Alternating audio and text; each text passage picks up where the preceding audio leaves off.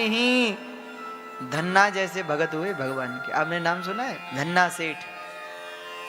प्राय लोग कह देते हैं, अरे बोले हम क्या धन्ना सेठ हैं क्या? कोई कह दे कि महाराज आपके पास तो बहुत धन है, लोग कह दे अरे हम क्या धन्ना सेठ हैं। धन्ना जी जाट परिवार में जन्म हुआ, पर क्या भक्ति! ऐसे परिवार में जन्म हुआ जहां थोड़ा सा भक्ति का भाव होता है। गांव में ना कोई भक्ति जाने ना प्रेम जाने। उनके पिताजी भैया धन्ना जी इतना प्रेम ठाकुर जी से करते थे, इतना प्रेम कर, और भगवान के क्या कहें, भगवान उनकी गैया चराते थे। भगवान ने गाय या तो द्वापर में चराई और या तो धन्ना जी की कलयुग में चराई। हाँ, कलयुग में धन्ना जी की गाय चराते थे। और गाय क्यों चराते थे, इसके पीछे भी एक कथा है, सुनो। कहते हैं धन्ना जी जब छोटे से थे तो एक दिन उनके पुरोहित जी उनके घर में आए 2-4 दिन रुकने के लिए। उनके पिताजी ने खूब सेवा की पुरोहित जी की। पुरोहित जी 2-4 दिन रहे। पुरोहित जी के पास तो शालिग्राम भगवान ठाकुर जी। अब पुरोहित जी तो खूब सेवा करें, ठाकुर जी की सुबह नहलाएं, तिलक लगाएं, इत्र लगाएं, भगवान को पुष्पमाला चढ़ाएं, खूब श्रृंगार करें।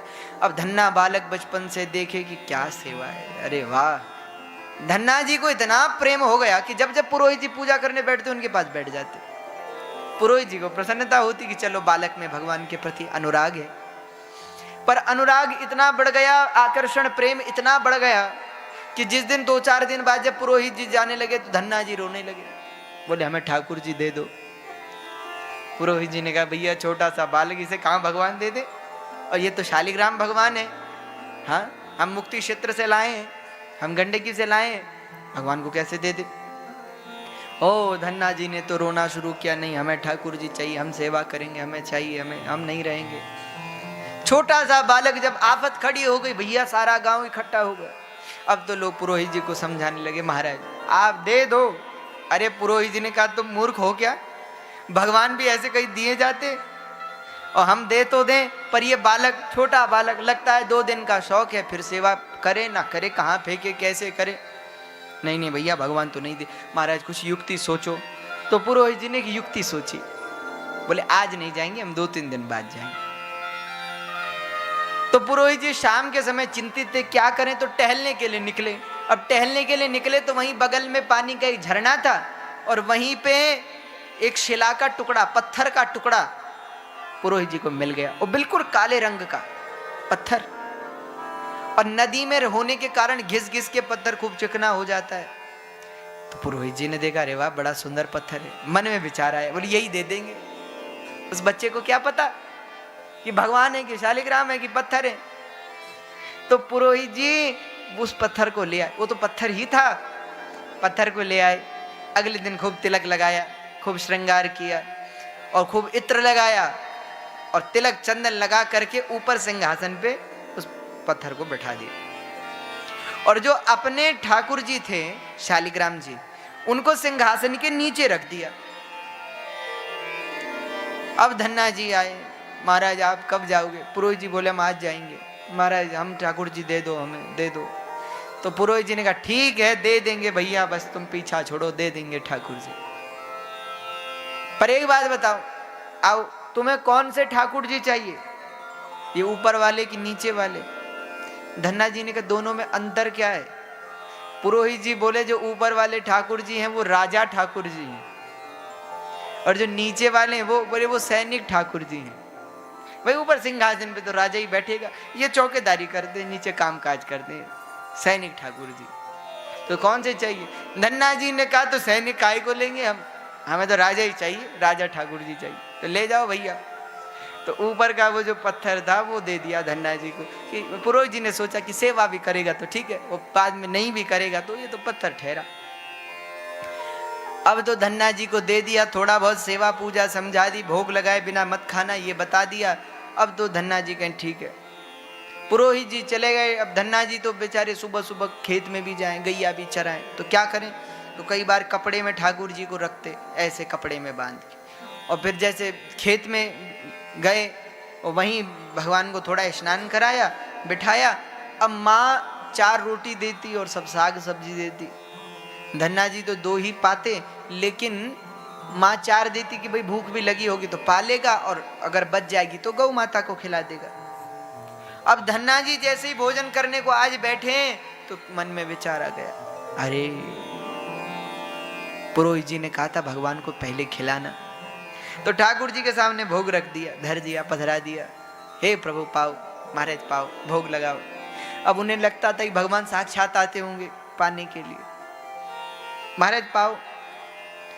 अरे तुलसी भी डाल दी, सब कर दिया, लेकिन भगवान ना आए। अब भगवान ऐसे कहीं आते कि साक्षात आएंगे भोजन करने को। धन्ना जी ने सोचा कि क्या बात हो गई, बहुत देर हो गई। महाराज नन्ना जी ने कहा कि प्रभु आप तो राजा ठाकुर जी हो महाराज, अब जैसी रोटी भी अब आप पाओ ना पाए। और बोले पुरोहित जी ने कहा था। अब तो धन्ना जी तीसरे दिन रोने लगे खेत में, हे ठाकुर जी आप तो राजा ठाकुर हो।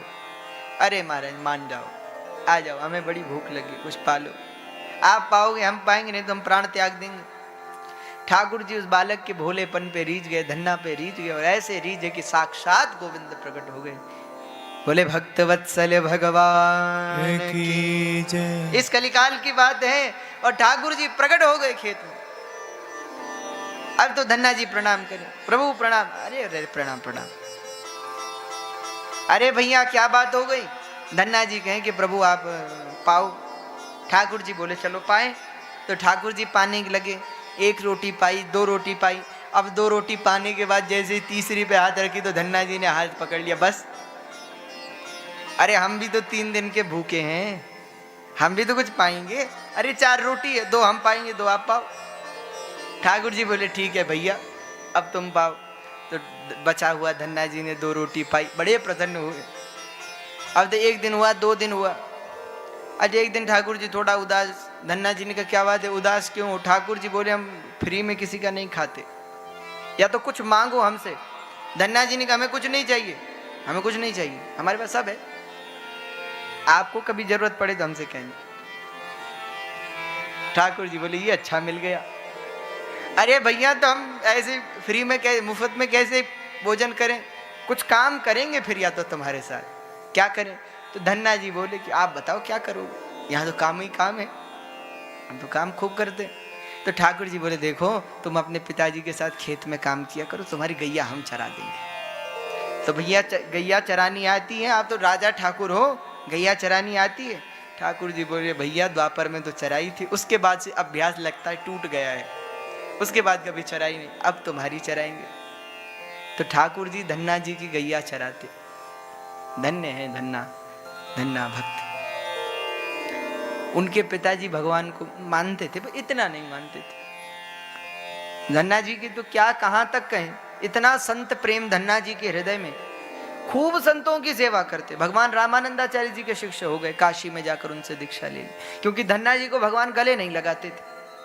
तो धन्ना जी ने कहा हमें गले क्यों नहीं लगाते? तो भगवान ने कहा गले तो नहीं लगाएंगे। क्यों?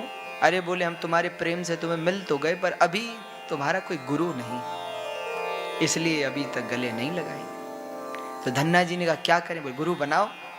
किसको? बोले काशी में साक्षात मैं ही अवतार लिया है मैंने, रामानंदाचार्य जी के रूप में, स्वामी जी के रूप में, उनसे ले लो दीक्षा।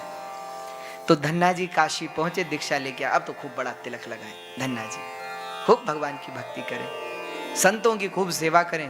कहते हैं खूब सेवा करें, खूब संतों को माने, संतों को भगवान के समान माने, संत तो भगवान ही है। कहते हैं एक दिन पिताजी ने कह दिया, बोले बस बहुत हो गया तुम्हारा ये। अरे क्या कोई यहाँ परिहास चल रहा है, मजाक चल रहा है? हम धन, अभी तुम कुछ नहीं कमाते हो, अभी हम कमाते हैं, हम कमाते हैं, तुम इन सब महात्माओं को खिला देते हो। अरे इनको तो कुछ काम काज है नहीं, तुम्हें तो है, ये भी चले आते हर दूसरे तीसरे दिन। इतना नहीं होगा, इनको आज से बंद करो, अगर फिर आए तो ठीक नहीं होगा। अब थे भी जाट परिवार से थे पिताजी, बोले अगर अगली बार आए तो फिर तब लाठी से स्वागत होगा, तुम्हारा भी और संतों का भी। तो धन्ना जी ने कहा ठीक है, किसी को नहीं लाएंगे, जाओ खेत बोआओ। धन्ना जी ने कहा ठीक है। तो धन दे दिया पिताजी ने, बीज दे दिए, गेहूं बोने के, धान बोने के बीज दे दिए, बोले जाओ खेत में हल लगाना, बो देना। धन्ना जी चल पड़े। धन्ना जी खूब अच्छे परिवार से थे, खूब खेती थी धन्ना जी, अच्छे परिवार से थे। तो बीज लेकर के चल पड़े खेत की ओर। अब जब चले बैलगाड़ी से तो रास्ते में कुछ संतों की जमात मिल गई, कई संत आ रहे थे। तो तुरंत बैलगाड़ी से उतरे, दंडवत प्रणाम किया संतों को। अब जब दंडवत प्रणाम किया तो संतों को लगा कि लगता है कोई भक्त तो है। अरे भैया भक्तों, अरे महाराज आप लोग कहाँ जा रहे हैं? संत बोले हम काशी से आए हैं और हमने सुना है इस गांव में भगवान रामानंदाचार्य जी के एक शिष्य रहते, उनका नाम है धन्ना भगत। हाँ, खूब भक्त हैं भगवान के। हम उनके घर जा रहे हैं। सुना है बाल्यकाल से ही श्री ठाकुर जी उनके साथ खूब लीला करते हैं, हम उनका दर्शन करने के लिए जा रहे हैं। अब धन्ना जी की तो प्रशंसा करें, पर धन्ना जी को बड़ी बुरी लग रही है कि अब अगर हमारे घर पहुंच गए तो पता नहीं क्या होगा। संतों से कहा, बोले महाराज मैं ही हूँ धन्ना भगत। अरे अरे वाह वाह वाह, भगवान की कृपा, देखो हम आपको ही खोज रहे थे, आप ही मिल गए, चलो चलो आपके घर चले। धन्ना जी बोले घर नहीं जाएंगे। क्यों? तो अरे बोले महाराज आप घर में जाके क्या करो, वहां सब गृहस्थ लोग रहते हैं, यहाँ नदी किनारे बहुत अच्छा है, यहीं हम सब राशन ले आते हैं, यहीं आप बनाओ, खूब मस्त आनंद से पाओ। संतों ने कहा तो हमें गृहस्थों से लेना भी क्या, ये तो और आनंद है, एकांत तो परमानंद। नदी के किनारे संतों की जमात बैठ गई और धन्ना जी ने कहा भोजन कहां से लाए? तो जो बीज का धान था, बीज के गेहूं थे, उनको बनिया की दुकान में बेचा है, वो बेच दिए और उनको बेचकर उसके बदले में आटा, चावल, दाल, शक्कर सब ले आए। बीज बो दिया, बीज बेच दिया। ले जी, अब खूब महात्माओं को खिलाया पिलाया, सब आनंद हो गया और महात्मा तो खूब प्रसाद पाके चल पड़े। अब धन्ना जी ने कहा खेत में क्या बोएंगे, जो खेत में बोने के लिए बीज थे उनको तो बेचकर इनको पवा दिया, अब क्या करेंगे? तो धन्ना जी ने कहा अगर पिताजी को पता चला तब तो भला नहीं होगा। तो खेत में पहुंच गए। अब खेत में क्या करते धन्ना जी? हल लगाते, और हल लगाते और जिसमें पोटली में बीज रखते हैं उसमें बालू रख ली और बालू बोए, खेत में हल लगाए। कि जो मतलब लोग ये कहें कि हल तो लगाया था, बोए भी थे, अब फिर नहीं होगा तो हम कहेंगे नहीं हुआ, क्या करें? कहते हैं हल लगाया, जैसे तैसे लोगों को दिखाने के लिए कुछ मिट्टी धूल पत्थर ऐसे ऐसे फेंका, घर आ गए। घर आ गए, एक दिन बीता, अगले ही दिन सारे गांव के लोग धन्ना जी के घर पहुंच गए। हाँ। अरे सब बोले अरे धन्ना तुम एक बात बताओ, तुम काशी गए थे, वहां से कोई मंत्र सीख के आए हो क्या? अरे भैया हमें भी बताओ, हमें भी सिखा दो। अब धन्ना जी समझे नहीं, क्या मंत्र, क्या भैया? अरे बोले तुमने कल ही खेत में फसल बोई और आज ही फसल हो गई, तुम्हारे खेत में तो खूब फसल हो रही है। अब धन्ना जी सोचे कि लगता है हमारा परिहास उड़ा रहे, हमने तो कुछ बोया ही नहीं। लोग बोले कि महाराज आप ऐसा तो, धन्ना जी बोले कहाँ है? ले गए धन्ना जी को और उनके पिताजी को। खेत में पहुंचे तो क्या देखते हैं, लोगों की तो फसल अभी लोगों ने बोई नहीं और धन्ना जी की उग गई, खूब बड़ी बड़ी फसल, और ऐसी फसल की महाराज क्या कहें। धन्ना जी के पिताजी भी हाथ जोड़ गए, अरे धन्ना तुमने ऐसा क्या किया भैया, एक ही दिन में फसल हो गई, ये क्या किया, कैसे किया? कहते हैं धन्ना जी की आंखों में आंसू भर आए। रोते हुए धन्ना जी ने कह दिया पिताजी आपने जो बीज के लिए धान के बीज दिए थे उसको बेचकर तो हमने संतों को भोजन करा दिया। खेत में तो हल लगाया था और बालू बोई थी, हमें क्या पता था फसल होगी, तो बिना बोई ही फसल हो गई ठाकुर जी की दया से। और जिसके मित्र स्वयं गोविंद हो उस पे कहाँ संकट आ सकता है, ऐसे धन्ना जी हैं। कहते हैं उस दिन से तो पिताजी भी बोले भैया हमें भी माला दिला दे, अब हम भी भजन करेंगे, अब तू फसल बो चाहे ना बो हम भगवान का भजन करेंगे, अब खूब संतों की सेवा कर। तब तो धन्ना जी खूब संतों की सेवा करने लगे। भैया ऐसे ऐसे भक्त इस कलिकाल में हुए भगवान की। तो यहां भगवान ने सत्यभामा जी के हृदय के अभिमान को खंडित किया। तत्पश्चात यहां भगवान ने नरकासुर का उद्धार किया, उसके द्वारा 16,100 कन्याओं को जो उसने बंदी बनाया था भगवान ने उनको पत्नी रूप में स्वीकार किया।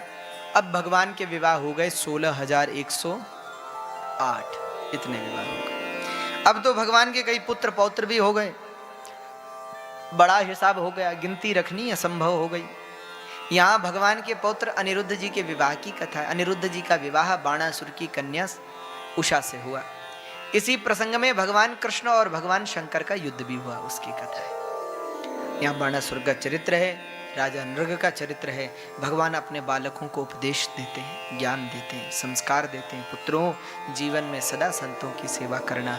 देखो, भक्ति भक्त भगवंत गुरु चतुर नाम वपु एक, इनके पद वंदन किए नासत व्यघ्न अनेक। इन चार को कभी अलग मत समझना। कौन कौन? बोले भक्त, भक्ति, भगवंत और गुरु। ये चारों एक ही हैं, अलग अलग नहीं है। सदा संतों की सेवा करना, सदा भक्तों के चरणों का आश्रय लेना। क्योंकि भैया भगवान कहते मेरी सेवा कोई करे उस पे तो मैं प्रसन्न होता ही हूँ, उसे तो मिलता ही हूँ। पर भैया जो मेरे भक्त की सेवा करता है उसे मैं पहले मिलता हूँ, उस पे पहले प्रसन्न होता हूँ।